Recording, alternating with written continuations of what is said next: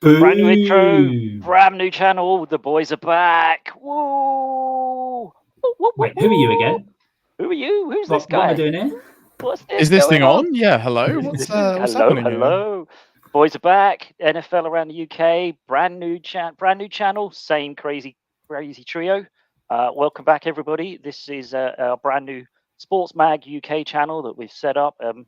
Noticed a little nod at the bottom. It's live from the Dan Harris studio. We're taking the ethos of the Let's Talk Sport and we're bringing it to a new channel. We're going to open it up to new podcasters. We're opening it up to the voices of the UK NFL fans and, hey, basically the UK baseball fans, the UK NBA fans. If you're out there and you want to do a podcast, come and hit us up. But first of all, we're starting off with the NFL around the UK. How you been, boys? It's been a while. It's been a beat.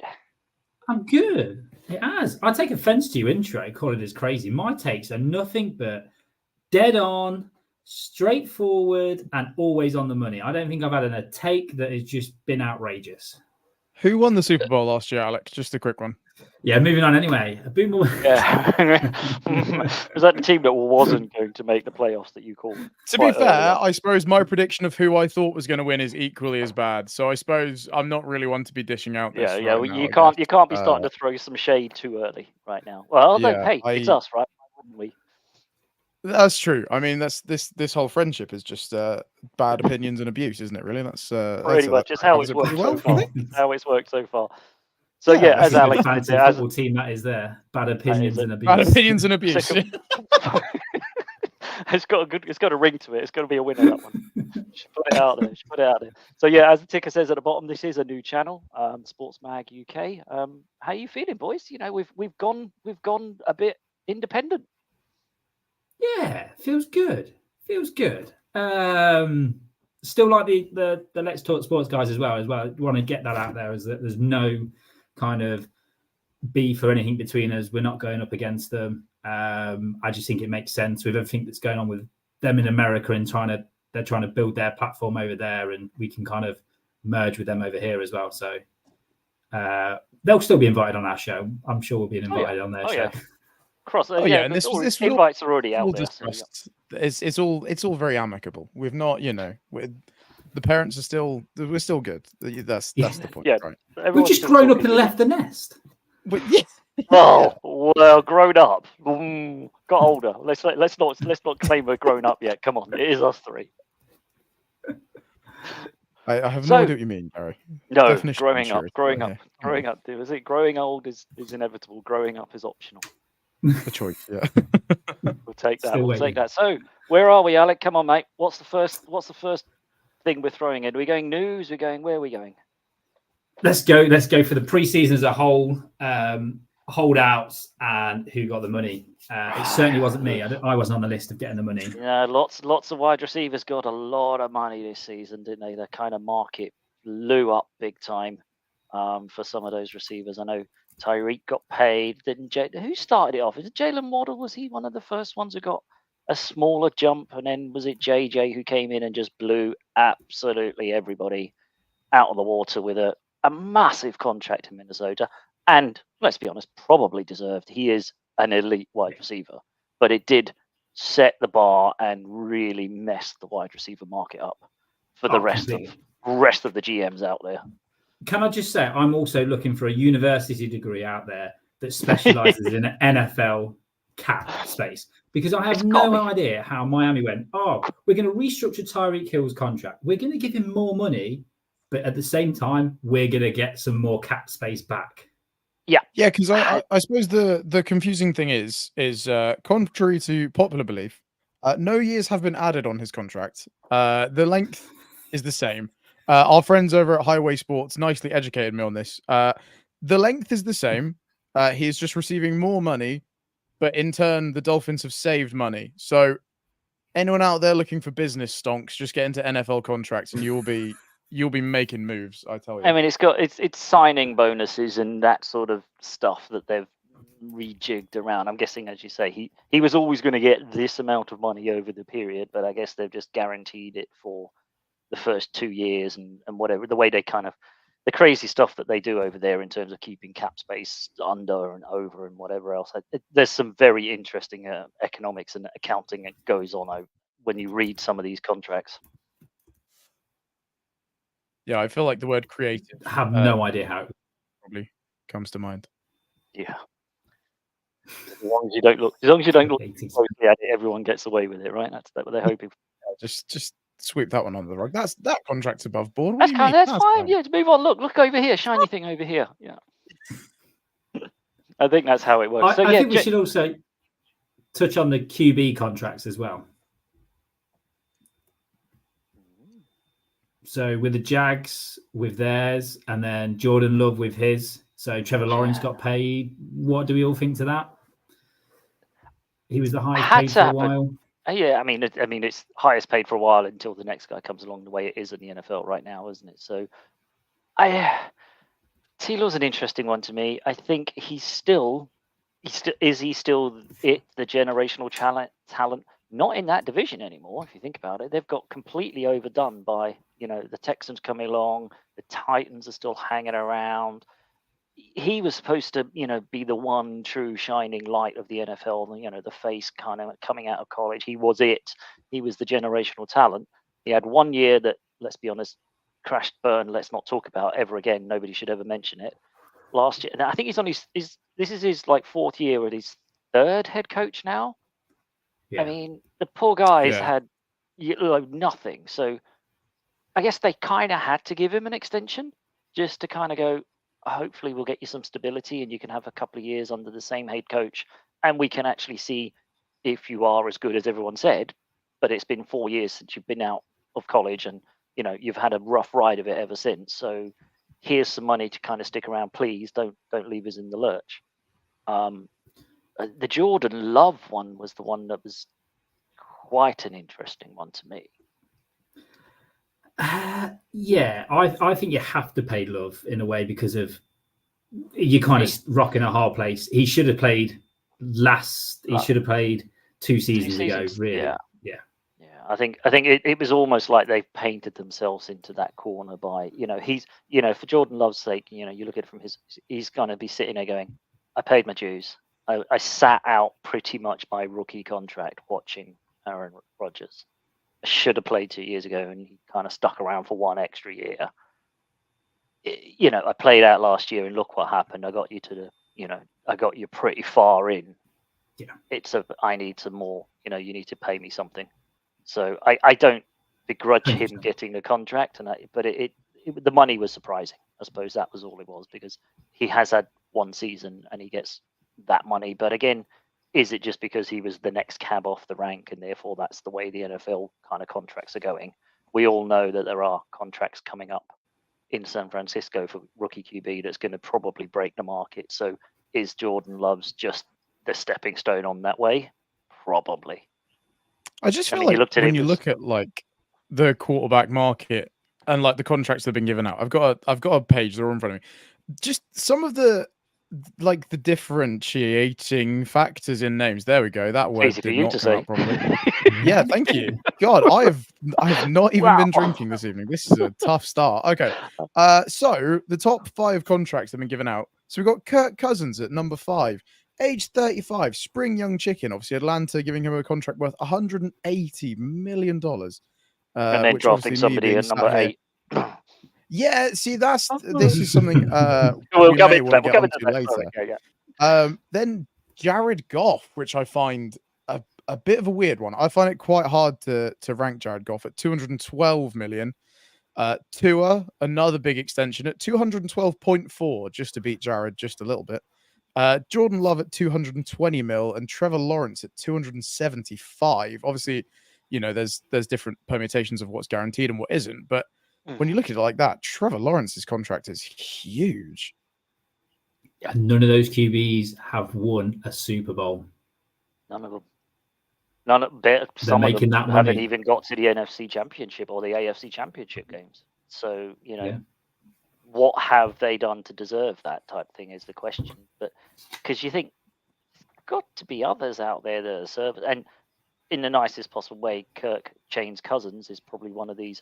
There's got to be other serviceable QBs who can do just as good a job as Kirk Cousins isn't one of those elite run around, make massive, extend the play, game changing type of QBs. But there he is. getting the bag, getting a lot of money to come in and save Atlanta, rebuild Atlanta.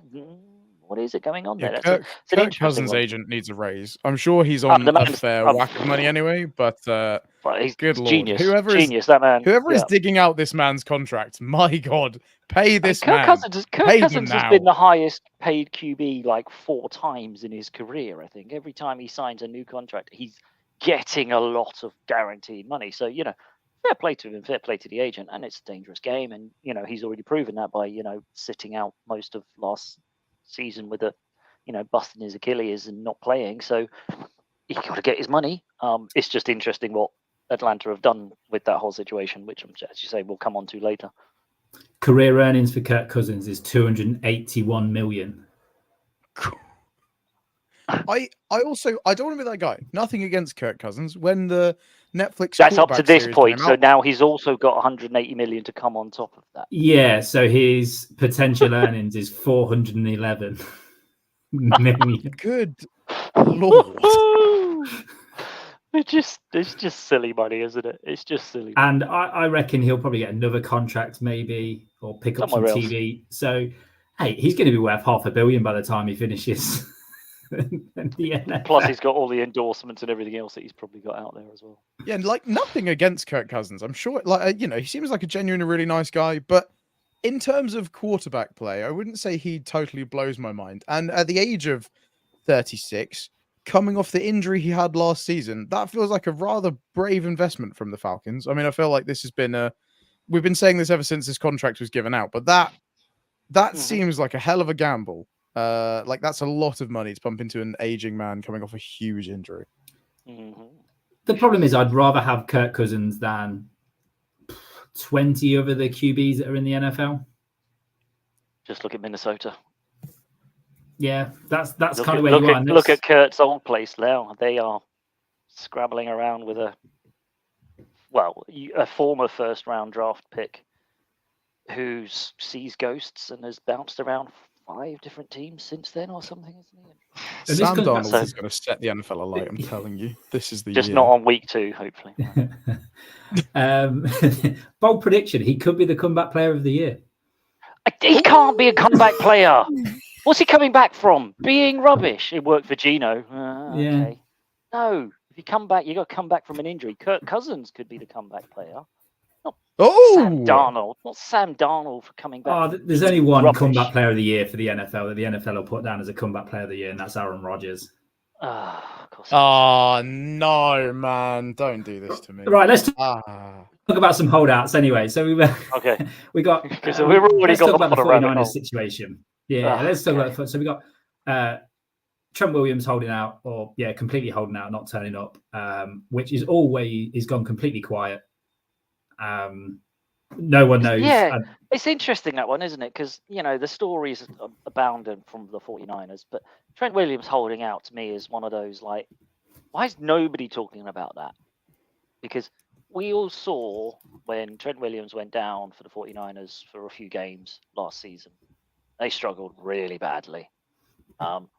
He's kind of like the linchpin of that offensive line. If he's there and he's playing, that offensive line somehow is better because he's in it.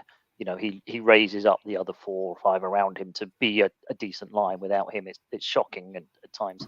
So why is not more being made of that? Or is this just okay, we get why you're doing it. They all know he's training, he's keeping fit, he's doing he needs to. He's an experienced player. He's been around. He knows the deal.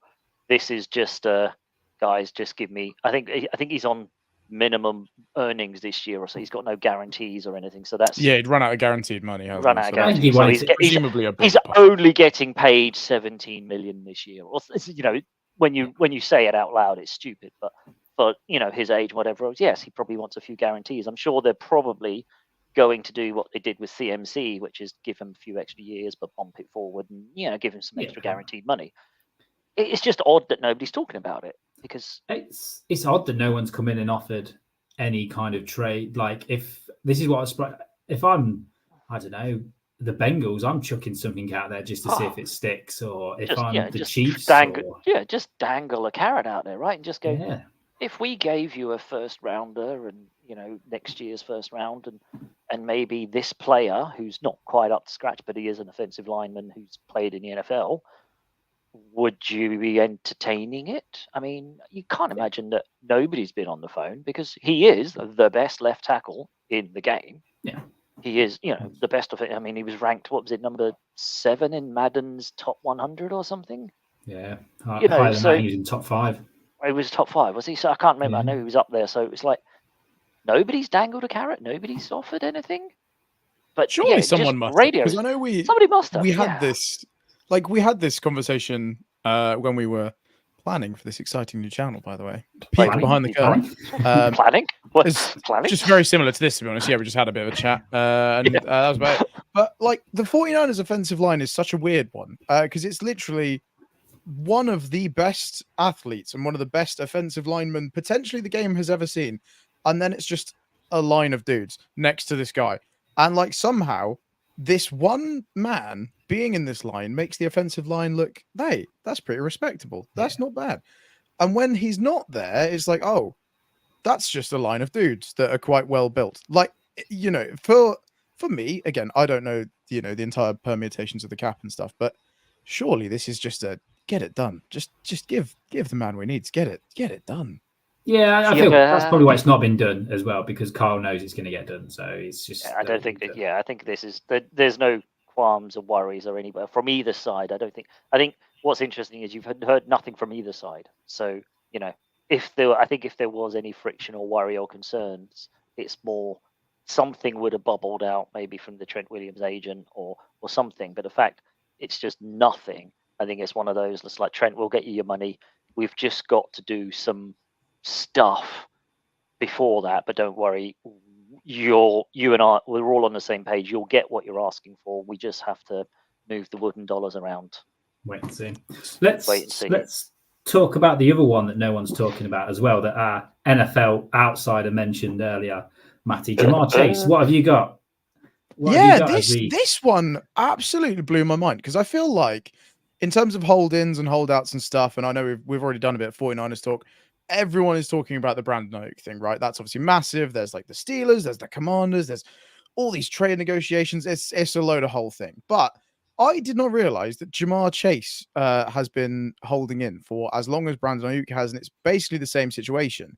But I was doing a bit of Googling pre-show. I know me actually doing a bit of research. Good NFL research. Turning up good for the first show. The NFL I cannot promise this will carry on, but the outsider is continuing outside and doing all of his research on Google rather than calling people. But other search engines are available. Basically, yeah. Sorry, I'm not Google. If you'd like to endorse the show, you're more than welcome. Please feel free. Yeah. But my favorite source, Mike Florio, didn't get him on the blower. I just listened to his podcast. But he said that the Bengals organization have come out and said that they are not looking to give him an extension until the end of this season. And as of today, he has now started missing practices. He was not present at practice today. So I guess the question is this a situation to start worrying about for the Bengals? Because Burrow and Chase kind of go hand in hand. Is that worrying if now he's not holding in anymore? It might just be a coincidence. It might just be today he's not there. But that feels like a significant step if he's willing to start taking the fines of not being there. Yeah, and I also feel it's a weird situation for the Bengals openly coming out and going, we're not discussing contracts. We're not discussing, at least string him along enough to go, yeah, we'll talk about your contract. That's some Jerry Jones moves right there. Yeah. I mean, it's a massive risk, isn't it? Because as you say, the receiver position fraught with danger. Could potentially, if he's not got a contract for next year, halfway through the season, if the Bengals are a bit on the edge, is he going to be willing to, go across the middle or, put his body quite as much on the line if there's no contract there to guarantee? It's an interesting one. It's very interesting. It's a bold move. I mean, he's playing on his final year of his rookie contract then. So yeah, same as Ayuk. Same as Ayuk. So he's on his rookie contract. He's on his final year. He's contracted to play for the Bengals. He can't really go and play anywhere else unless a massive trade comes in for him. And the Bengals also have the franchise tag potential available to them. Well, I suppose the leverage is still with Bengals. That's it. That's the thing. They used it on Higgins this year, didn't they? Yeah. So they're going to have a massive issue next year anyway, even if they say, oh, we're not going to do the contract, because Jamar Chase can go, well, I've got you to rights. You're going to have to pay me wide receiver whatever the one market money. is. Yeah, whatever the market is next season for wide receiver ones. Yeah. Which we know will be 50 million more than it is currently if it's the way it's going. Wow, who knows? Yeah. But that's an interesting, because it sounds like they're just kicking the problem down a season. As you say, T. Higgins is franchised this year. Jamar Chase is on last year of his rookie. He's going to want and he should get wide receiver one money when he gets it. And then T. Higgins is going to be like, hey, I'm still here. You franchised me last year, and the promise that, I'll take the 1 year on franchise tag, get the minimum wide receiver, whatever that ends up being. And even, let's be honest, a franchise tag wide receiver nowadays is probably earning 20 million. So it's not the worst case scenario. So again, I've done, I say a mild bit of research. This is more just podcast listening. It turns out apparently the entire history of the Bengals organization, they have never franchise tagged a player and then kept them on past the franchise tag. So one would presume this season they have tagged Higgins. He is gone next year. If we're assuming they are, 1 year and put yourself in the market type thing. Yeah, I don't know if this is like we've franchise tagged T. Higgins. Let's keep the band together for one more season and really make a go at the Super Bowl this year. That feels how it's going to look. So I guess if next year, obviously Burrow is going to have his massive contract. If they're going to give Chase a big contract, which you'd assume they do, but the noises might be different to that. Then obviously it's going to be hard to roster build if they're going to have those two massive contracts on their books. And isn't it interesting? It's not being talked about. If that was in a Jets market, in a Giants market, in a California market, that's being talked about. So it's odd. Brandon Ayuk needs to sign his contract so Jamar Chase can have his drama. He's probably It literally is that, isn't it? It's literally, I think, who blinks first, because they want, in a nice, it's almost like I want to be the number one paid guy, and whoever gets theirs, the next guy's going to come in the next day. And as you say, Matty, like Tua said, well, I want 212.4. Jamar Chase gets guaranteed, 31 million over 4 years or whatever it is. Then Brandon Ayuk comes in and goes, I want 31.1. It does seem a bit of, chicken going on there, saying, well, who blinks first? Really? Well, let's talk about the Ayuk one. Ayuk one, because I have got a. I got a hot take. Have we got Alex? I've got a hot take. Yeah, first hot take of the channel, boys. It's coming in hot. Here it comes. So Mike Florio put out a report that there's one thing in the 49ers contract that Brandon Ayuk is unhappy about. So that was yesterday. So he's happy. Guaranteed money, is it? Or? So I was like, can't be the guaranteed money, because he clearly wants to play in San Francisco for less, because he would have gone to the Patriots for more money. Yeah, he's had much bigger offers, hasn't he, from elsewhere? Yeah. Yeah, so it's clearly not a money thing, and the Steelers' offers there, and he could have quite easily gone, John, I want to go to the Steelers, would have signed the Steelers. So I think in heart, he wants to stay in San Francisco. The whole chat room is that he's moved his family out there, everyone's out there. So without drawing, I think the hot take is Brandon Ayuk wants to be wide receiver one, and Kyle won't let him be wide receiver one. Because we've seen what happened in the Super Bowl. After the Super Bowl, he had that whole Instagram rant, how can you let me be... I mean, I was only targeted twice, and I had that big run. So I think he wants to be wide receiver one, guaranteed a certain amount of targets, yeah. And I think that's where the sticking point is, because last week Kyle was in the meetings. They had that clear the air meeting. Did you see that kind of report? And the contracts are back on the table. I think again, I think it comes down to something like he wants. Nothing to do with money, because I think if it was to do with money, he would have gone. He'd have gone somewhere else. 100%. Yeah. It's not about, for Brandon Ayuk, it's not about money. Which I suppose is where the whole Shanahan issue might come into it. Like, obviously, I love Kyle. I'm pretty sure we all have a fair affinity for Kyle Shanahan at this point. But if you're playing in a Shanahan team, no one person is above the system, right? Like, it doesn't matter who you are. It doesn't matter what position you play. It doesn't matter how important you've been the week before. The system will always come first, which I guess, if he's looking for, I want to be guaranteed this many targets, this many plays designed for me, whatever, there's going to be a butting of heads there, right? That's going to be a problem. Yeah, no, he's never going to get that guarantee, as you say, from Shanahan, that he's always going to be, receiver one, because we've all seen it. Shanahan does the hot hand. It's whoever's hitting the right notes in training, whoever suddenly they go in a game and, one player gets the edge on the cornerback or whatever else, then that's the guy he's going to get the ball to. So, yeah, it's a tricky one. I mean, if that is what he's holding at, and in a weird way, you've got to say fair play to Brandon Ayuk, because look at the season, look at the numbers he's put up with minimal, he's, 30, whatever is it, 1,300 yards last season with like 50 less receptions and 50 less targets than the nearest guy nearest, So Yeah. he delivers, and you've got to see. And I suppose the flip side is, if he wants guaranteed wide receiver one-ish money, it's probably not right in there. And I don't think everyone's been banding around saying he wants more money than JJ. He's not as good as JJ. I don't think he does want that. I think he wants a bit more money because he would have gone to New England. Yeah. I think he wants a bit more money because the taxes in California are absolutely crippling. So, yes, he'll give him some more money to pay the taxes. But, yeah, I think he wants a bit more, more kudos, maybe, more recognition that he is actually, and I think most fans will say he's our best route running wide receiver. Yeah. As a pure authentic, authentic wide receiver one. Yeah, he's got that. He's got the route running. He's always finds ways to get open, etc., etc. But in this current stacked 49ers roster, wide receiver one could be any of seven.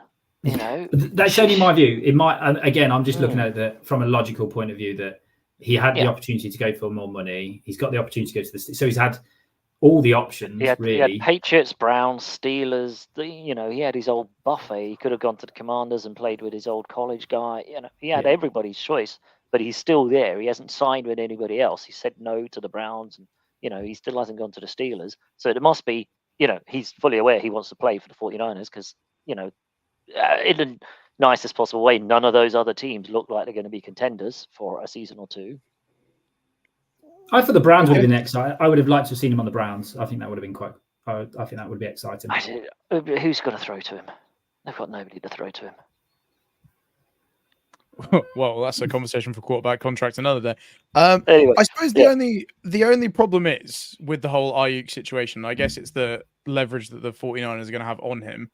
Is the reason he's so efficient and so open all the time, because he is such a good route runner, because he just is an incredibly talented route runner. But there's always going to be that argument to come back at him that the reason you're open Debo, so much CMC, is Kittle, exactly, are all out there as well. So because the offense is so stacked, if he goes to the Steelers, or if he goes to the Commanders, or if he even let's say he went to the Patriots, which is presumably like the probably lowest ebb of team he could go to right now.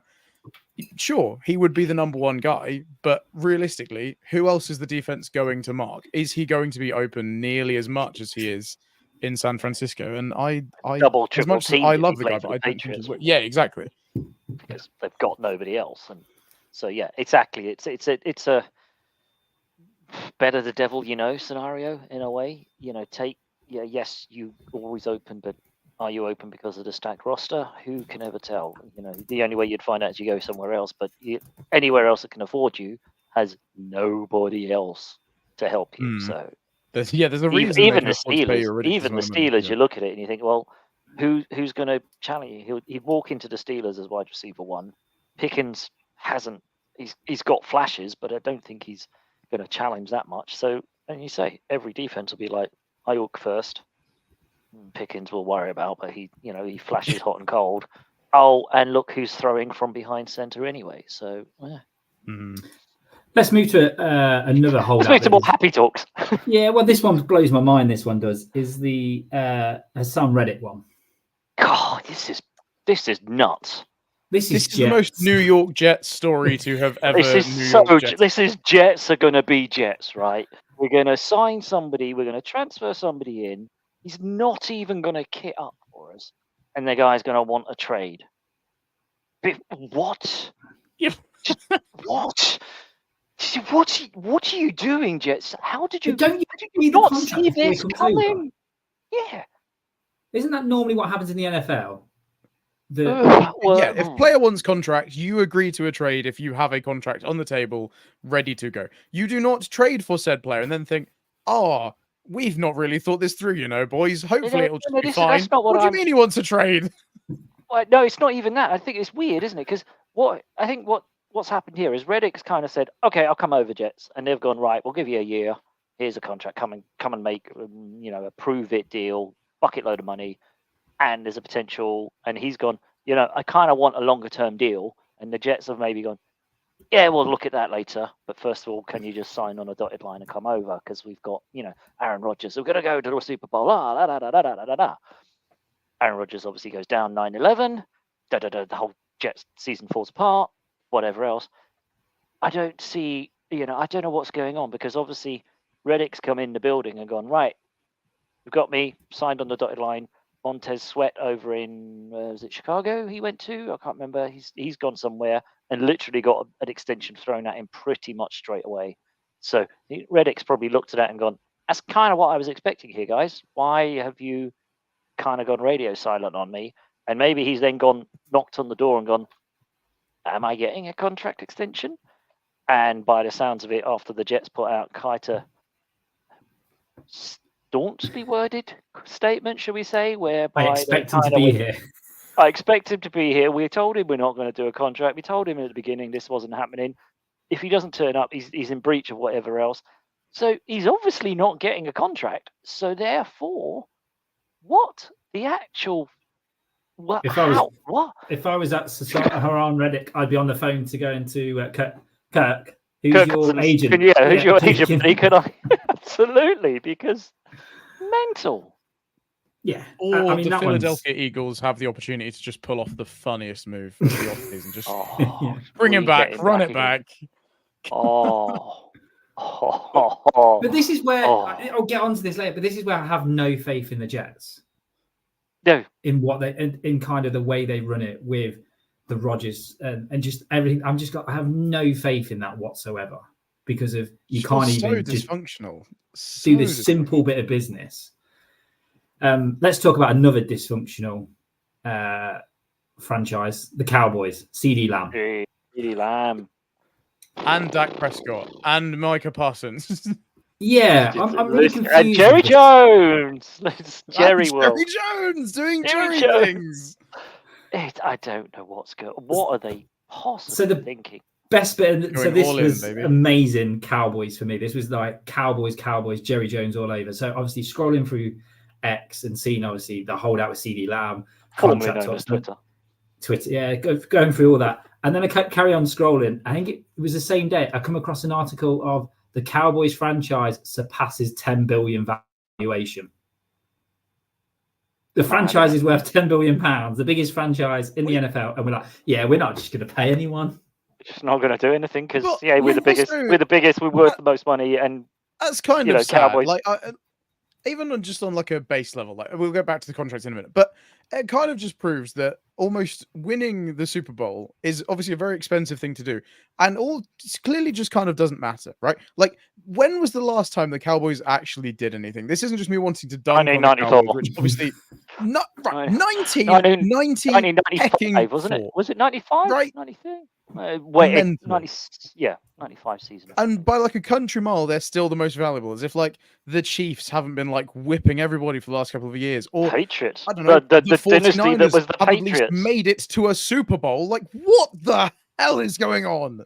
Matty, you're missing those 20 years of Patriots domination out of that one, and yet still, America's team.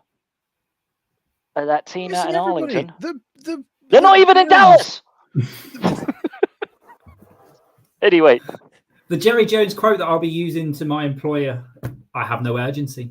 That's what I have no urgency. I have no urgency to do this. I mean, it's mind-boggling. But you think, and again, as we talked about the Trent Williams thing, why has somebody not just gone in and gone, CD, would you be interested in maybe come and play over here? Well, we'll give you what you want. Surely somebody's done that, or is it? I mean, because CD Lamb, Chase, same as all the same year, right? They all came out in the same draft. So they're all in the same similar boat. Are they all looking at each other? Are they all got this? I bet they've all got the same agent. Yeah, all holding out. Oh, Yeah, there's holding Kirk out. Cousins' agent just being like, mate, this is how you do it. And this one guy's say like, it. I can't do this, man. I don't know what I'm doing. I can't do it. Just sign whatever contract you got. Yeah, I don't care. Well, I did read CD wants 33 million a year, and I was like, am I paying CD Lamb 33 million a year? Are you paying CD 33 million a year when you've got Dak to pay as well? Yeah, that's the problem, isn't it? Like, And Micah Parsons, I just don't know how they're going to get all three of them paid. It's like, that's tough. It is a toughie. It is an interesting, because Parsons is going to go for defensive end, sort of Bosa-esque type money, isn't he? He's not going to go for linebacker money, even though nominally he's in as a linebacker. Yeah. He's going to get, pass rushing money. Dak is going to get QB money if they give it to him, although they seem to always want to hang around with Dak and not give him the money until eventually they kind of have to. He does something insane. It's such a bizarre scenario. Do I pay CD Lamb 33 million? Is he that much better than JJ? Who else have they got? Is the question. You suddenly look at it and you go, they don't really have anybody else. That's so hot take number 2 of the show. I don't know. Alec is on fire. It's wow, don't use them all up. He's coming out with a second one. Golly, gosh. Second one. Oh. I am banging the drum for this one.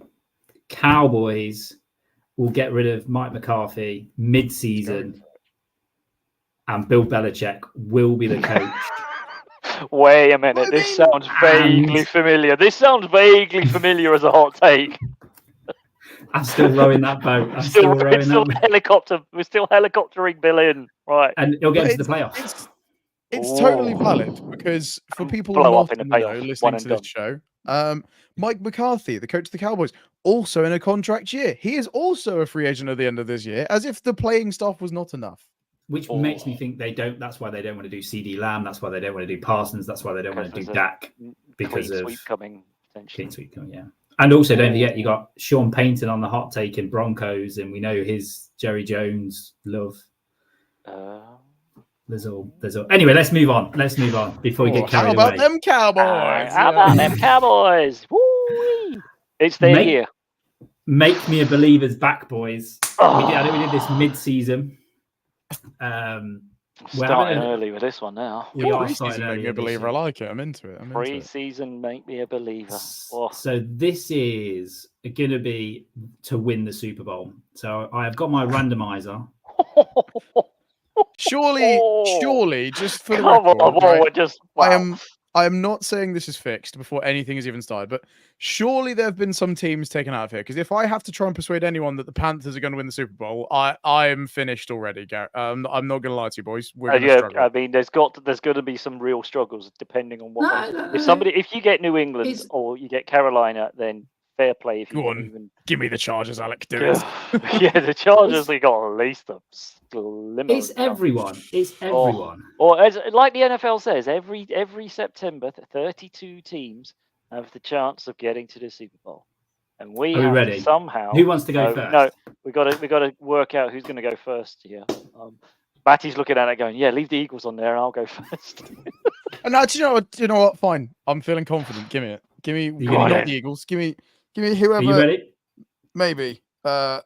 Oh, that's a topical one. Sam Darnold. I told you he's going to take the league by absolute storm. Give me 2 minutes. Your minute starts now. Oh, my minute starts now. The Minnesota Vikings, right? I'm telling you, they can absolutely win the Super Bowl. And I just say that because when you have a player like Justin Jefferson on your team, it doesn't matter if he's triple, quadruple marked. If he is quadruple marked, that'd probably be a bit silly. But I believe that with that kind of player on your offense, you can absolutely win the Super Bowl. Now, don't get me wrong. Having Sam Darnold under center is not ideal, right? He's no Patrick Mahomes. Let's be totally real about this guy. But I definitely think he could pull up some trees. Comeback player of the year, I have heard being rumored from our very own reliable sources. Yeah. You just wait a minute. Now, their division is very competitive, but I think the Bears are going to bear, so they're probably going to suck. I think the Lions might be in for a bit of a downfall season because everyone's kind of figured out what they're all about. So they might not be very good. I potentially think the Packers might also be awful, just because I don't really like the Packers. That feels kind of mean, actually. So let's assume they win the division. Then they'll probably play the Commanders in the playoffs, which will be an easy dub. And then that's my time up. So basically, Commanders Vikings Super Bowl, isn't it? They'll easily win that. Done. Ooh. Hey, so you're going. They're going hang to on, wait. No, wait, Gary, wait, that's flawless logic. Same division. Sam Darnold, Patrick Mahomes in the Super Bowl, and you're telling me that Sam Darnold does not walk away with that one? Are you kidding me on? Come on now. I like it. Weak division you're going through, easy to win through. I like it. Can I just counter some of that? I just want to counter some of that without being. There is no countering any of that, Gary. Well, there is, because their leading tight end is potentially coming back off of a very serious injury and won't be back until mid-season at the earliest. So they're losing TJ Hawkins, which is a massive loss to the Vikings. Yeah. Jordan Addison has just got a high ankle sprain injury. He's not going to probably be fit for the start of the season. So really, you've got Sam Darnold, a running back room of committee members and beaten up guys who really have never set the world alight anywhere. As far as I remember, I can't even remember haven't they got the old LA Chargers back room now or something? Haven't they got Dobbins? No, the old Ravens or something, isn't it? Gus the Bus and J.K. Dobbins. I mean, what the hell? You're not going to want to, even if you've got Darnold on a center, you're not handing off to those guys. So you've got Darnold and JJ. That's it. You've got. Yeah, but that's all you need. I think they're picking top 10, Gary, next year. Justin Jefferson is going to have like a 10,000-yard receiving season because he's going to be they're going to be the strongest team in the NFC North because they're holding everybody up. Come on then, Gary, you ready? Sorry, Matty. There you go. You watch. If you get the Chiefs, I'm leaving. I'm done. If I get a Patriots or something, I'm dead in the water. Let's go. Right, come on in. Let's go. What we got? Oh, no. You've got to be kidding me. Oh, I like this, though. This is juicy. I'm into this. This is an interesting one. Right. Okay. Your minute starts now, sir. All right, the LA Rams are going back to the Super Bowl. They have rebuilt considerably, considering they were all in on winning their Super Bowl and they contracted to the hilt. They have done so super well in the draft. They have strengthened in their weakest points. They're now defensive line, Jared Verse, Frisk coming out of FSU. Both great players, both got speed on that defensive line, which they lacked, and was a massive hole for them once Donald went. You've got Puka coming into his second season after a rookie season that set the world alight. You got Matthew Stafford, still feel like he's one hit away from going out of the game, but the man knows how to get it done. A backup behind him is looking a bit shady, so there's a worry there. And they've got possibly I'd say one of the top 5 running backs in the league in Kyren Williams. They are stacked. Not forgetting, you've got Cooper Kupp coming back off of what, by the sounds of it, he was banged up for pretty much all of last year. The Rams are going to the Super Bowl. And that hurt. That really hurt. To be fair, cut that bit. I feel like the only real reservations I have about the Rams, but I feel like you've kind of covered both, right? Is they've obviously restocked the position, but losing someone like Aaron Donald is always going to be scary. Like, he was the first player I ever got introduced to in the NFL because my Twitch chat were like, look at clips of this dude just bulldozing people. And I was like, yes, I love this sport already. And yeah, like you said, Matthew Stafford, phenomenal quarterback. He still is, like, I think even his stats from last season, like, they were really good. But if he does go down, I don't know if anyone's heard of the backup guy in LA right now. But I hear things about this man. Is that hang on, which one is it? Is it the guy who may or may not have been visiting a specific sort of ex-president's wife's clinics or something? Is it that guy? Potentially. Most handsome man in the NFL, but not the best at his position. It's a tough sitch for old Jimmy. Bless him. Of course it's him. I was thinking of the other guy. I completely forgot about Jimmy G. Wow. Big Jimmer. Big Jimmy G. I like the Rams this year. I think taking Darnold away is good for them in a way, because I think they'll be able to do a little bit more on that defense. And you got to remember the way 49ers played the Rams was just keep Darnold quiet and you're laughing, and the linebackers weren't. You mean Donald, right? Not Darnold. Yeah, Donald. Sorry. Sam Darnold is doing it for the Rams as well. He's Yeah. in his head. He's in his head already. Yeah. Quarterback in Minnesota on a Sunday, defensive line for the Rams on a Tuesday. Yeah, easy. Does it all? I quite like the Rams. I think they're going to be a from an NFC West, 49ers hat on. I think they are going to be the team. They're going to be interesting. They're going to be the team that give us the run for the money. I think, as I say, they're pretty stacked. Yeah. Sean McVay is a bloody good coach. Yeah. Move on quickly because that hurts. Ugh. Gary's trying hard not to throw up live on stream, people. Right. You ready? Hang on, Alec, you choose. This is yours now, right? You're going to get absolutely. One. Oh, okay. Well, I do it, so I get away with it. Be the Patriots. Yeah! Yes! Karma, baby. We've been Sports Mag UK. Have a lovely evening. Goodbye. Thank you. Good night. Oh, Alec, hoisted by your own start, as they say. So the NFL are going to change the rules, and it's going to be first to free wins, and that is the way the New England Patriots will. Now, can the New England Patriots get to the Super Bowl? Yeah, they can. They've got it. I think they've got Jared Mayo, good coach, good head coach. I think he'll be solid. Knows the Patriots. Got to sort out their QB situation. I don't think anyone in their building is happy with their QB situation. I don't think anyone's happy with their wideouts.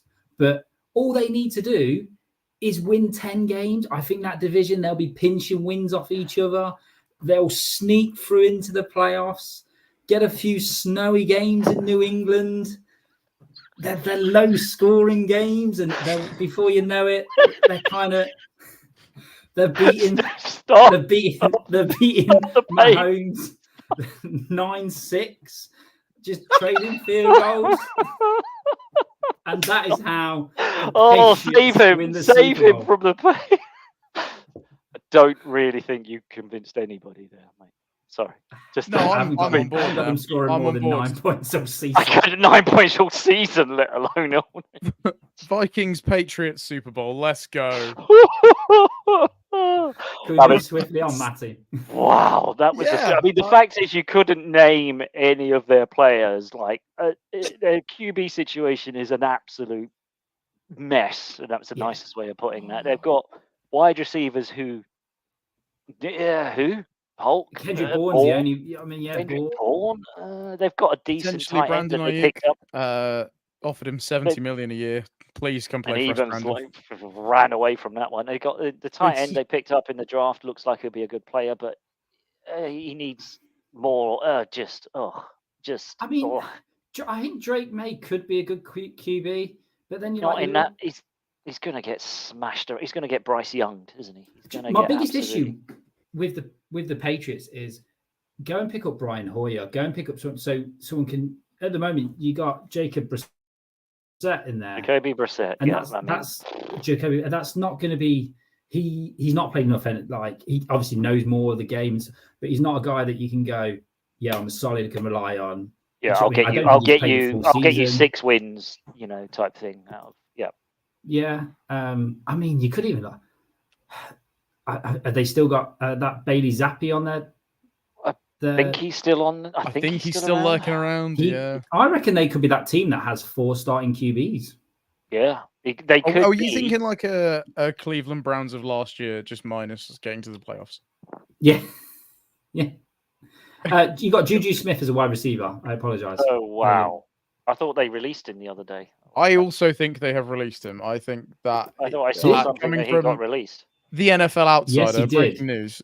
Outside the NFL, from the NFL Outsider, he got released. He gone. Yeah, sorry. And you That's it. Now we've sorted that out for the rest of the season. That's all it is. NFL Outsider, what's going on? He gone. He gone. Yeah, that's it. Just done. And my source is the internet. Hey. Cooper Kupp is injured. What's happened? He gone. Yeah, just done. He's out. He's gone. Oh, I think we'll save that for next week as well, boys. I think we'll reload that for next week. Definitely. Yeah, just a different team every week. I think this could be just a fun. quick question though. You will now take out the 3 that we've just done. Is that? I guess you can just. Yeah, I can take them out. Because please. No. God, don't put the I Patriots want in that every again. week for someone to get the Patriots and be The like, risk- listen, the lads, risk- I know they're risk- 1-10, all right, but hear me out. The comeback is on. This time it is, yeah. The Russian roulette aspect of actually getting the Patriots in there. It's fine, the Panthers are still in there. And the Commanders. Let's go to something more sensible then, boys. Let's go to some too early predictions. Come on. Goodness me. I want some early. Let's have some surprise playoff berths. Who do you think is going to? Because I presume we all agree Niners are going to be in the mix. Kansas City are going to be in the mix. Ravens are going to be in the mix. Yeah, Eagles are going to be in the mix. Eagles are going to be in the mix. So we're kind of all in agreement there. Who's a team that you're looking at that you've kind of seen them build their roster through the draft? You've seen a bit. Who are you looking at? Now Gary? listen. Oh, go for it. Hear me out, right? We've already talked about one team in Los Angeles history. All right. Hear me. No, I'm not doing it again. I couldn't. Don't do it, man. Don't do it. No, I don't. I need at least a little bit longer to warm up. I don't think my heart could take getting that on board with the Chargers again. To say they were going to win the Super Bowl and then for them to finish bottom of their division, that was pretty tough sledding.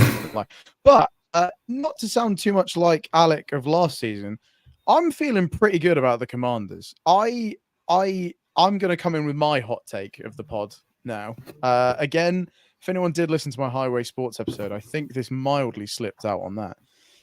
But I think the Cowboys could be in for a right whiffer, and I think they're going to finish third in their division behind the Commanders. I think the Commandos could finish second. I'm potentially going a bit hot on them here. I just feel like I am mildly excited by what they did in the draft. And again, I know a lot of this depends on Jaden Daniels, for sure. Quality QB. Yeah. Quality player.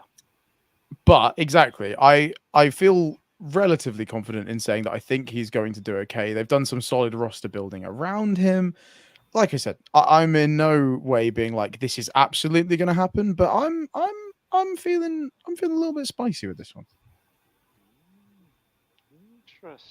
Interesting. I'm sticking. Oh, this is a weird one. See, I've got a couple that are niggling at the back of my head, and it's annoying me. The fact that the Bears picked up Williams and Badunze in the top 10 puts them in playoff contention straight away. Yeah. They, as a number 1 QB, number 1 draft pick, you looked at what happened to Bryce Young, you looked at what happened to Sam Darnold, you looked at what happened to Zach Wilson. They walked into horrid situations. That's not the situation that Caleb Williams is walking into with the Bears. They've got a pretty decent roster around them. They've got another, absolute stud wide receiver to go in there when they already had a fairly stocked wide receiver room. They've got a running back there who was number 1 running back a couple of seasons back when the Eagles. So the Bears I think the Bears are winning that division this year. Oh, you think they're going to win that division? Yeah, I think they're going to win that division. I think with the setup, I think they're going to let Caleb kind of let the wheels off. Looking at the preseason already, the couple of plays that they were just like, get out there and do what you do, rather than what they did with Justin Fields, which is kind of lock him down and not let him get anywhere and whatever else. So I think the Bears are going to win that NFC North. I think they're going to be closely followed by the Lions, but I think that's who I see doing it. So are you over 10 wins for the Bears? Yeah. Matty? Let's go for it. Yeah, because they've added some good pieces. Like, it's not as if they just relied on the draft as well, right? Like, they brought in Keenan Allen from the Chargers, not to bring up the Chargers again. But I know obviously he's another incredibly solid receiver. So already that's 2 really, really good options for the QB. So it's not as if, like you said, it's not a Bryce Young situation where you're bringing in this hyper talented dude and he's just got nobody around him. Like, already he's got some really good options. So yeah, let's go for it. Why not? Let's back the Bears. So the last time they had 12 wins back in 2018, And previous to that, you're going back to 2010 when they had 11. Yep. It's going to be the year. So it's going to be the year, and it will go. And if it does, and when it does, it will blow up in Chicago. Chicago will be party city this season. So if anybody is traveling to Chicago this year, they're going to have a whale of a time, aren't they, Alec? They are indeed, mate. They are indeed. I might even come back with a Bears shirt. Bears shirt. Why not, mate? Why not? And then in the AFC, my shout there is Colts. I think Richardson is coming back after his year of injury. I think he's going to show what he started to show last season early on. So I think the Colts are going to be one of those. You know, we talked about Trevor Lawrence. He got overshadowed by CJ Stroud last year. That division, although it's still not the strongest, I think is the most competitive in that sort of whole conference. So therefore, I see the Colts being a little bit sneaky. Jay Taylor, you can't ever rule him out. He's still there. They've got some decent wide receivers in there, and I think Richardson will elevate that team. So those are my two picks. Am I just being the negative Nancy I am I allowed to go for a way too early prediction the other way and predict someone who I think is going to be terrible? Oh no, we're going to get onto that, weren't we? We're going to get onto our booms and busts. Yeah, never mind. Yeah, so to be fair, who's your early season, way too early playoff contender? Because Matty's gone with the Commanders. I've thrown one. Matty, have you got an AFC contender? I was going to go the same way as you. To be fair, I think the Colts are set up quite nicely here. I'm interested by them this season. Yeah. So I've got two.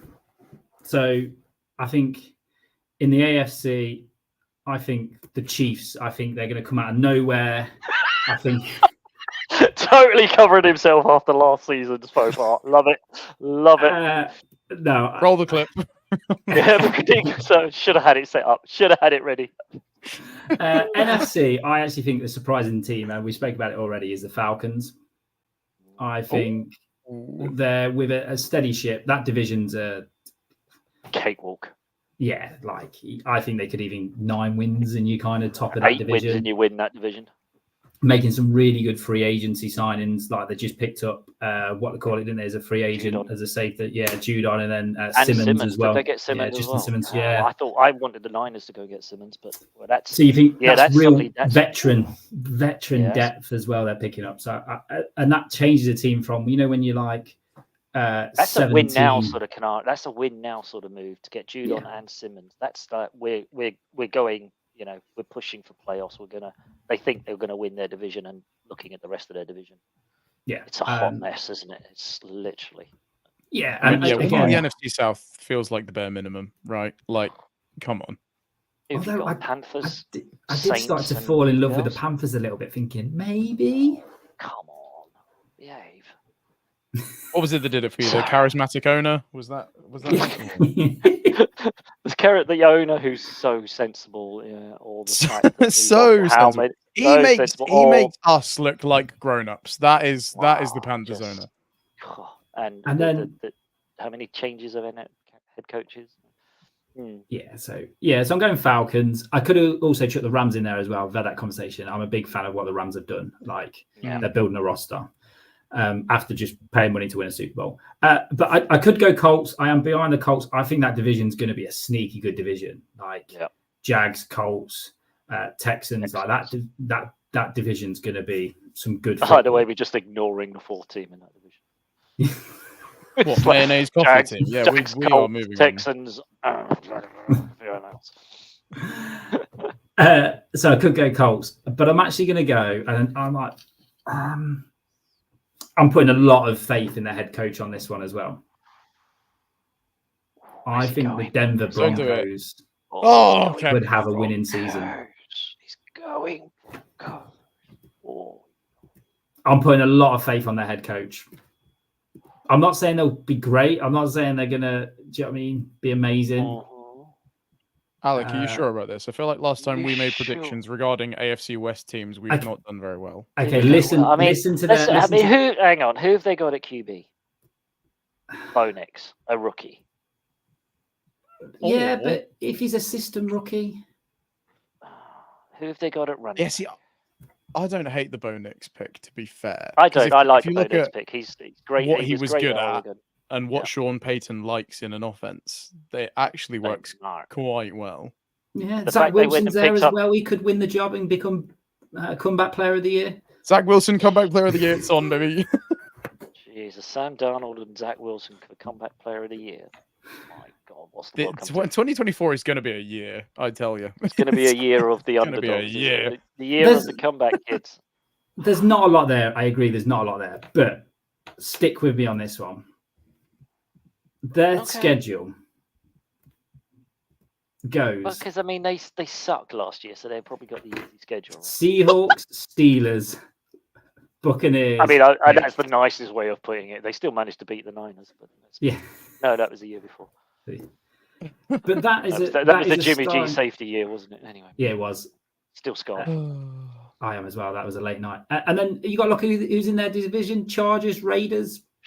Yeah, Raiders are a Yeah. mess right now. The Chargers are Some gonna other charge team, yeah. Yeah, again, I could jump in the Chargers thing, but I still don't think Herbert's going to be ready for season one. I think that's an interesting injury that they're hiding. Yeah, They're hiding a lot behind that injury. yeah, and their backups behind Herbert, bad. Yeah, so Yeah, not good. Not good. So I'm going Broncos. Do I believe it? No. But Sean Payton. But Sean Payton.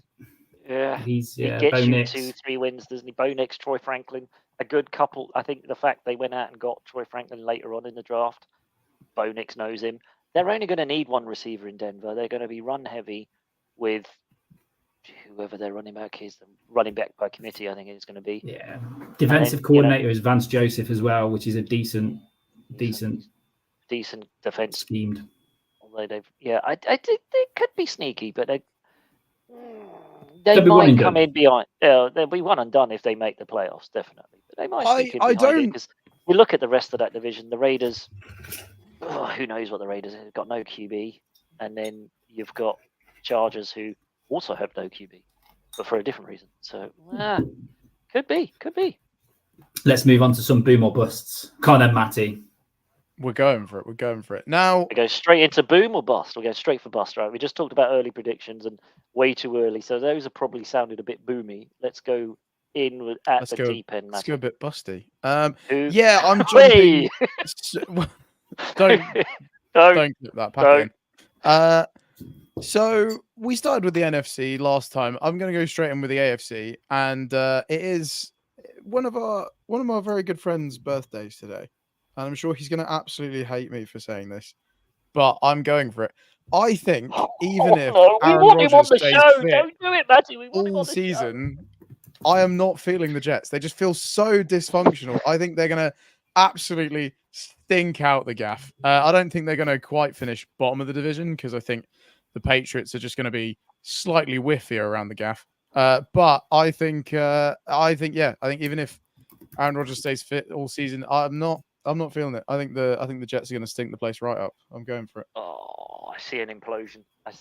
Sorry, Gino. Happy birthday, mate. Love you. Happy birthday, Gino, man. Happy birthday. Hope we love you, buddy, but we obviously don't love you, Jets. No, it just feels like a car crash, and like Aaron Rodgers is like, nah, dude, don't worry, it's gonna be fine. And you're like, yeah, but Gotta like, go off to my I'm dark saying- place.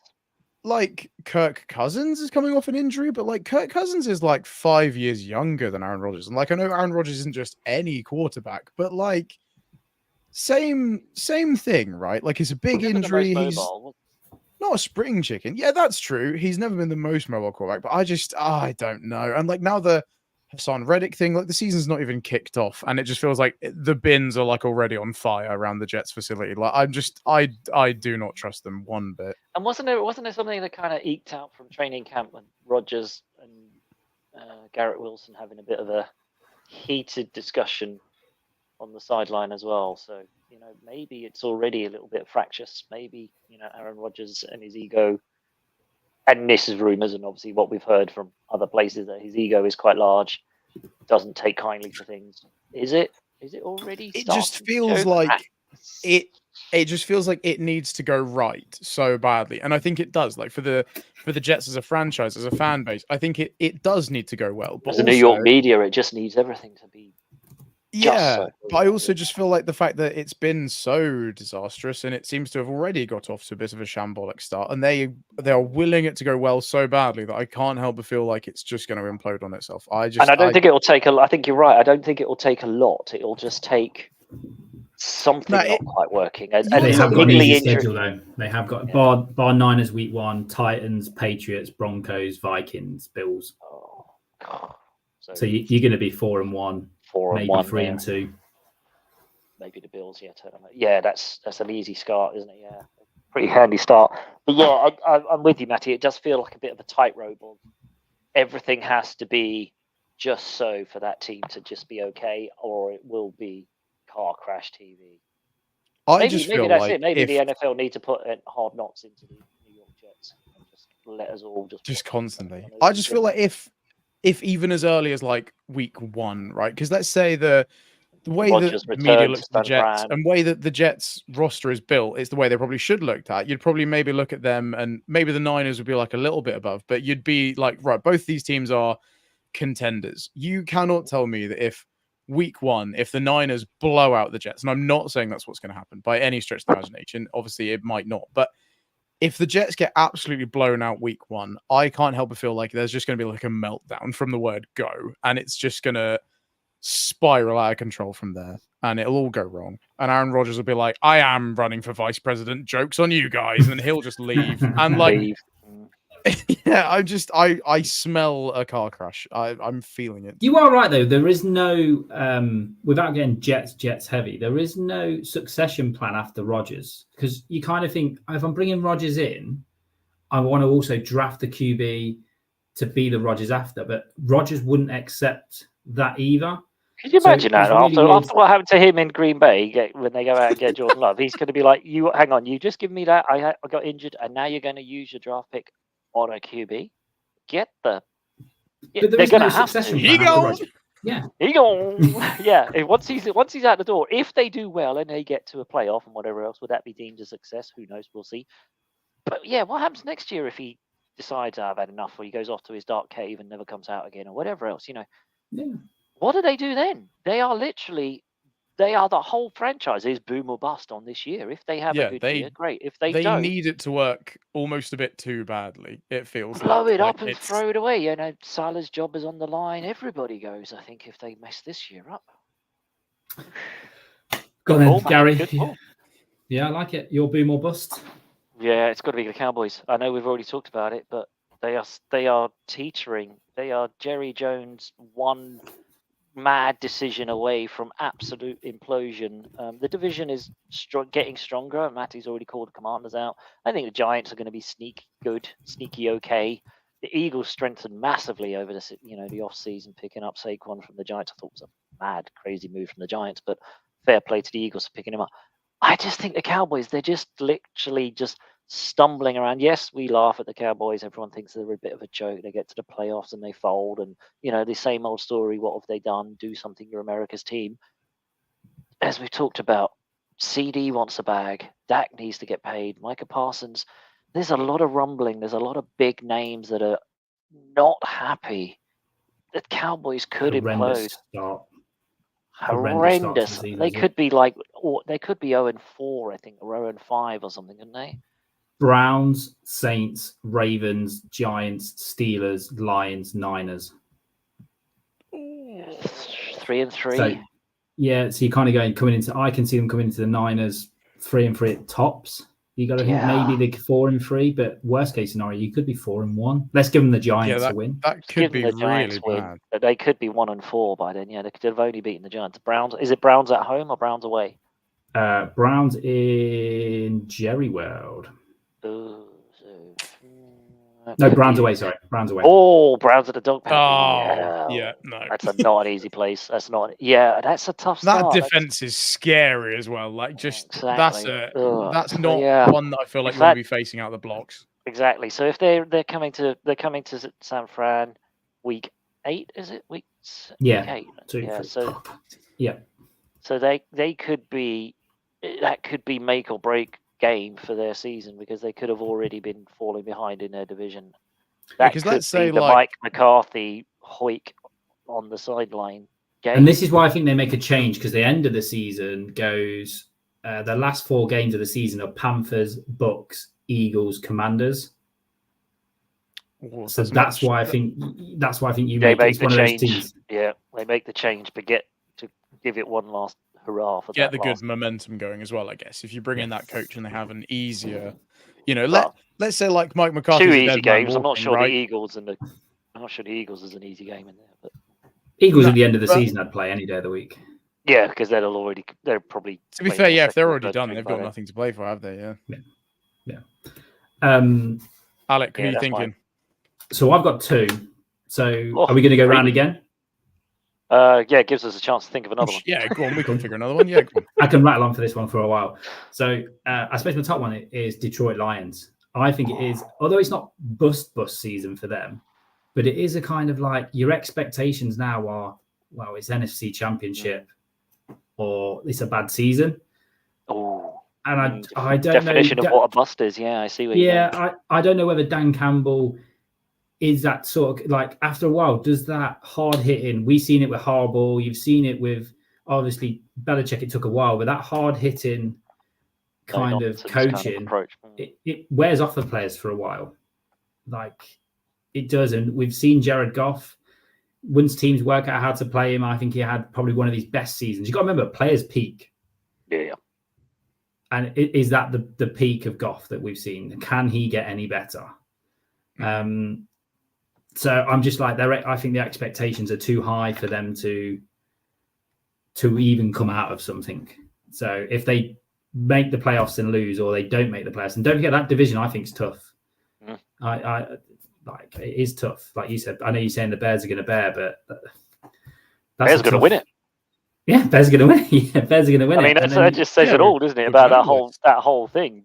Matty says Bears are going to bear, and I'm turning around saying Bears are winning the whole division. So, well, if I went to you in December and went, "Oh, the Bears won the division," you'd be like, "Oh yeah, that made sense." But then I could also go, "Oh yeah, Green Bay won the division." You'd be like, "Oh yeah, it made sense." Like, you look around at a lot of divisions, you don't have that. Like, so I just think it's interesting. It's interesting. What we should have probably clarified there, boom or bust.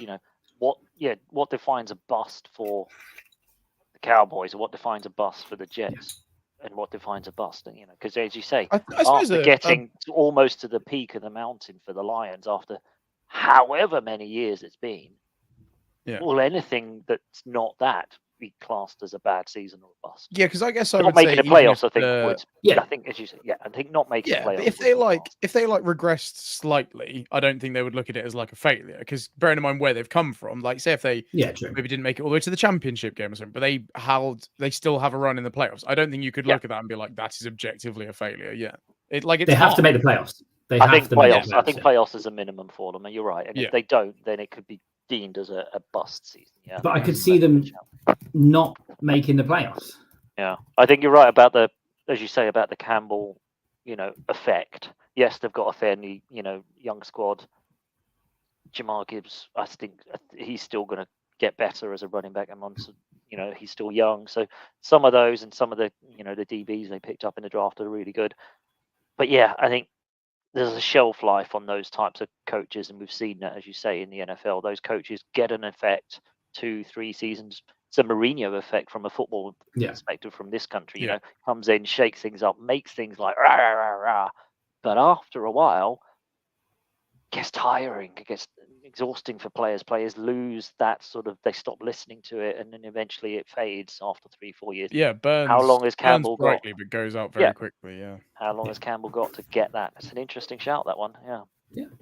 From a different perspective, Matty, you got another one? I can go again. Yeah, not to go too hard. I'm double dipping on the AFC here. I feel a bit mean. But what have they done to deserve that?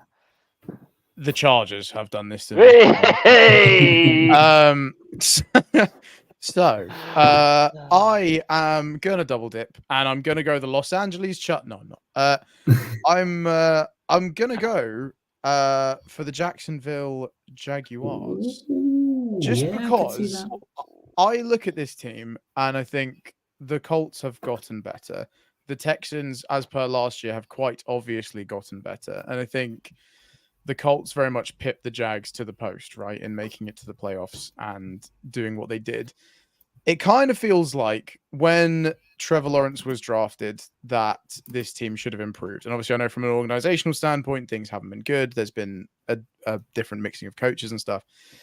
But considering how far Trevor Lawrence is now into his NFL career, this division, given where it was when they drafted Trevor Lawrence, should have been sewn up, and they should have had this division by a country mile. And the fact that they've now potentially been overtaken and overshadowed by this new exciting young team who have kind of become what the Jaguars were supposed to be, if they just go for another season again where, let's say, they finish second to the Texans or maybe even third to the Colts if the Colts are really good, or if they don't win this division outright, is that potentially like a bust season for the Jags? I just feel like they should have had this division sewn up by now, surely.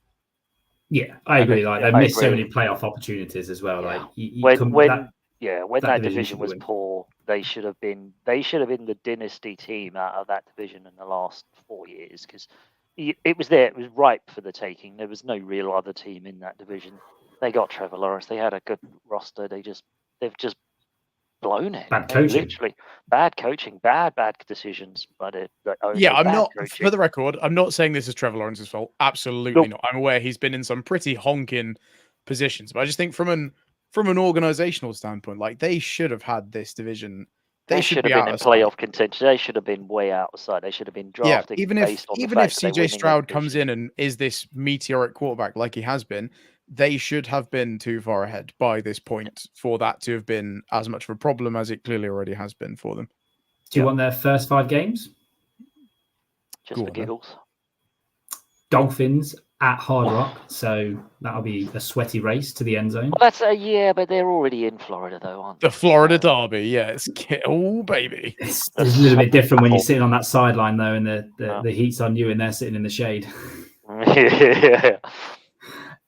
So Dolphins, Browns, Bills, Texans, Colts, Bears. Oh my God! That's the harshest schedule you've read out so far. They could easily go. They could easily go through that. That could be 0-6. They could not win one of those. Without giving it away, I think they could. I think one team out of there is going to be a horrendous team, but I'll come on to that later. That's steal your thunder. But yeah, I think that's a horrendous start. I mean, you just going Dolphins, Browns. So that's rough. That's rough for two very different reasons. That's a ridiculous offense, and then you're going to get absolutely bullied by a ridiculous defense. That's getting bullied in 2 different ways in 2 weeks. That's a tough situation. That's breaking the spirit of your defense by Miami absolutely pasting you by 50 points and Tyreek Hill just running amok, and then going into Cleveland and getting absolutely pummeled. Your offensive line, your running backs, everybody comes out beaten up and bruised, and it's like, spirit is gone already in week 3. And you're playing at the Bills as well. Yeah. On a Monday Night Football. Oh my God. Make me a believer, Jacksonville Jaguars edition. Right, just right off the first 6 games, they're winning out the rest of the season. They'll win the second half of the season, but by then it's too late. I think the last it gets a little bit. They finish with Raiders, Titans, Colts. It's still, That's still 2 divisional games, though, isn't it? Like, even the Titans should be an easy game, but Captain Mayonnaise might just have you. Who knows? Captain Mayonnaise and Hopkins. They played the Titans twice in the same month, so they play them at the beginning on the 8th of December and then again on the 29th. So, again, I hate it when the NFL do that. Yeah. But then let's say the Titans are a tire fire. That could be a momentum booster. Yes, sorry, Gary, crack on. Come on. Right, my one. Going back to the same division as Matty, and maybe stealing your thunder here, Alec, when you were just talking about a team that could be absolutely horrendous this year. They've gone all in. They've paid their star QB, and they've got absolutely nothing left to pay anybody. They've got no wide receiving core. They've literally got a kind of guy who's their starting wide receiver 1 is the guy they just drafted second round. That's how bad the Buffalo Bills are going to be this year. They are all in on Josh Allen and Josh Allen alone. They've sold, Stephon Diggs left, Gabe Davis left. Everyone's left the Bills, because they can't afford anyone else because they've given everything to Mr. Do It All himself, Mr. Put everything on my shoulders. I'll hoik it down the field for 90 yards. Oh, look, it's been intercepted yet again. Josh Allen, they are going to stink. I just do not see. They have left him high and dry. He's a great QB, absolutely elite. I totally get he's going high in fantasy drafts, and he should do, because what else have they got in Buffalo? They are going to stink to high heavens. So even if the Jets go bust, they won't be as bad as the Bills.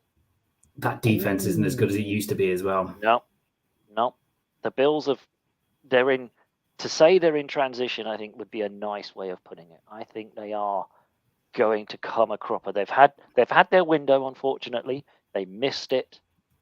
They are going to be back to the doldrums that the Bills used to be in post the Jim Kelly era, I'm afraid to say. For Sean Buffalo. McDermott sacked end of the season? No. You think I feel like it would be harsh considering how much they've had to get rid of. I think it would be harsh. The NFL is not known for not being harsh, to be fair. So maybe. I'd like to counter that possibly, but it really depends on what happens in the college game this year, because there's a number of coaches who are around knocking on the door, and depending on how their college season goes, I think there's going to be a fair few of those knocking on the NFL coaching doors. So I would say no for now, but potentially he might end up just becoming just a DC or an AC somewhere else. They're entering cap hell as well. Next season's absolutely. Yeah. So sorry for stealing your thunder there, Alec. Yeah, no, you didn't. I did have a backup as well, which is this one could be interesting. I agree with you on the Bills, though. I think they haven't got anything. I think they'll struggle, and I think that division, Miami Jets, is quite a tough one. I'm still weirdly, I don't know if it's just my weird obsession with Josh Allen. I'm still quite in on the Bills. I think they might be sneaky good, but depends what you mean sneaky good. I mean, they could be sneaky good and win 5 games. Yeah, that could be sneaky good for the Bills, because, as we just said, Josh Allen and it feels like they might be a team that they'll be in every game, but like that season where the Vikings just won every game by 1 score, they might just lose every game by 1 score. It might be that type of jobby. But go on then, Alec. What are you on right now? Is this a boom or bust? This could be, it depends. It could be a boom season or a bust season. Could be this is on a knife edge. Juice incoming. Okay. I think this is on a knife edge. We've already spoke about the division. I think this division is tougher than people on the NFL inside are saying, and people on the NFL outside are saying this division is tough. I am saying this. What am I saying? And that is, I think it could be a boom or bust season for the 49ers. I was going to say the Niners. Oh, I think you're onto something, though. I think it's a boom or bust season for the Niners. I think it's a locker room. I think it's a locker room that could be in disarray a little bit with what's going on and the outside noise. There's been a hell of a lot of injuries in training camp. And, sometimes you just go, I've been there as a player of a season and gone, it's just not going to be our year this year. Oh, yeah. It's a few niggles. Yeah. A few niggles. As you say, and it could be, what is the expectation? The expectation is back to the Super Bowl, right? Yeah, like if we get to the playoffs, does feel a bit Super Bowl or busty, doesn't it? Yeah. And again, I look at the start of the season isn't exactly the easiest. We start with the Jets, which again, what are they going to be? Is Aaron coming back to LA? Yeah, San Fran. Then we got Vikings, which again, we don't know what they're going to be. Then we go Rams, Patriots, Cardinals. Again, Cardinals scare me a little bit. Divisional game, right? You're always going to be. Yeah. Seahawks, Chiefs, Cowboys, Bucks, Seahawks, Green Bay. That's a tough schedule. That's a tough few weeks there. But apart from the Bills, it's the end of the schedule that gets me. When you go from the Packers, you go Packers. Bills could be a tough game. Bears, Rams, Dolphins, Lions. and then you finish with the Cardinals. Which is done by week 8. Let's be honest, week 18 is a nothing game by then, and it's a beast of a schedule because it's based around the success already, isn't it? So yeah, it does feel knife edgy, as we've just talked about. Trent Williams, Brandon Ayuk, a lot of noise, a lot of potential disruption, a lot of potential. We were all here at training camp and you weren't. Type feel could potentially disrupt that locker room. Yeah, the injuries are mounting up. I think Ambry Thomas is out for the season. Yeah, broken arm, so he's going to be, well, maybe not the season, but at least half of it. So they might be throwing some of the rookie sort of Dre defensive Greenlaw's not fully in until Dre mid-season. Greenlaw's not really in. Then who was the other one? Dre Jackson's gone on IR. I think he's out for the season. So yeah, the injuries are niggly but piling up. So they have just Carl just cancelled the joint training session, I think, with the Saints because he was worried about just bodies getting beaten up. So it does have a horrid feel. What was it? Was it a couple of years ago when we had that? Was it 2020 COVID season where everyone was getting injured? Bosa's knee went and MetLife, and everybody just was injured all the time. Guess who we played week 1 that year? We played the Jets, didn't we? MetLife. Look at Matty's face. He's like, it could be. And I get you. It is the knife edge of, and I think it's expectation more than 100%. else. I think that's what it is that makes that a win or not win season.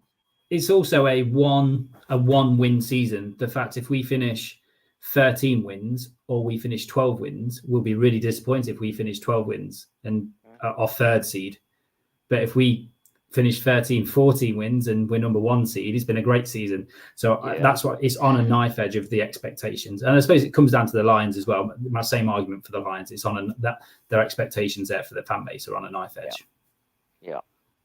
So that's an interesting. I suppose one. you could even say like the same argument that I said about the Jets. Like, let's say it does go really wrong and we rock up week 1 and get blown out by Aaron Rodgers and the Jets. You cannot tell me that people won't already start being like, oh God, because like you said, that schedule is pretty brutal. So I feel like getting onto a pretty hot start is pretty key. So if things start going south pretty quickly. I'm saying that for the 49ers to get number 1 seed, we need to be going 4-0, 5-0 in the beginning of the season because of back end of the season. We're playing Cowboys coming off a bye. Chiefs coming off a bye, Seahawks coming off a bye. Yeah, don't we play like the most amount of teams coming off a bye or something? Well, it might have even been. I think that was last season, but I think it might be pod. again this year. Again, we're doing it, and I think we've got that. Isn't there a short week thrown in there somewhere as well, where we got the Seahawks on the Thursday, and then is it a short week? There's a short week somewhere because we played. Packers, but it's the Seahawks, and then we play the Packers. Yeah, and I think there's also the Bears to the Rams or something, isn't it? I think that's a short Sunday to Thursday game as well, which I think Dolphins to Lions as well is a short one because we play that on the 22nd and then we play the 31st at 1:15. Yeah, so there's some nasty bits and pieces in there, but yeah, it's a knife edge. But yeah, you've got to get 5-0. If you're not 5-0 at the end of that, you've set yourself up for. Well, you've not. It's weird. Set yourself up for failure seems a bit strong. But as you say, just made it hard for yourself. You just made it hard for yourself. Yeah. You can't then you can't drop any. You can't have a bad game. You can't have an off game. You can't have a. Yeah, and it will feel like last season when we had a game against the Browns or wherever it was, where things just didn't click. But you kind of just went, all right, we lost 13-10, moved on, got away with it, type thing. It didn't have a massive effect. I think any of those games, if you have one of those off games, any of those teams will take that win from you. Yeah, like it could very easily feel like, is it the season the Rams won the Super Bowl where like it felt like before playoff football had even started, the 49ers have been playing playoff football for like 2 months because just every game was like every game a must win, and it even got to like last game of the season. It's like, well, they need to beat the Rams or they don't even make the playoffs. And I was like, Jesus, this has been the most high pressure situation for like the last month. My hairline can't take it anymore. Yeah, I mean, did that and then dropped the interception. But anyway, that's not painful at all. Right, come on. Good first show, guys. I think we nailed it there. I think we definitely nailed that one. That's it's great to be back. It's great to catch up. Obviously, it's been a longer first show than I think most of them. We will try and keep them to an hour. Yeah, but We've hey, had a, we had to fair catch bit of up. ground to cover since we Certainly last filled did it this. in. This- And as I always say, pre-season isn't real football. Doesn't count. None of the results Doesn't count. Nothing we counts. went over this last season. Football isn't back until Thanksgiving or like New Thank Year or you. whenever. Like There you go. There you go. Unless you're the Panthers, and then every game counts. you're just excited to be Season's outside like over. a golden Yeah, retriever, just aren't you, really? season's Yeah. over. Yeah, just running around after the ball. It's like, Don't forget, like and subscribe to this channel. Hit the bell so you get notifications, and then go and find us on Twitter at the handles sportsmag_UK and NFL Around the UK. Give us a follow, keep up to date. Same time next week, boys and girls. We Sounds there. good. We're here Sounds for good to next me week. as well. Works for me. Works for Gary, me. have you got an outro as well? I haven't got that far yet. I'm still working. I got the intro. I haven't quite managed an outro yet, so we'll just have to play the intro. What's Well, the that's worst that fine. can happen? No, The intro was good. We could do that. We The can do intro's that. good. It's so good. So good you hear it twice. So I wanna it's see the big intro bang, again. bang. Play it again. Right, Go boys. for it. Right. Take it easy. We'll see you next week. Thank you.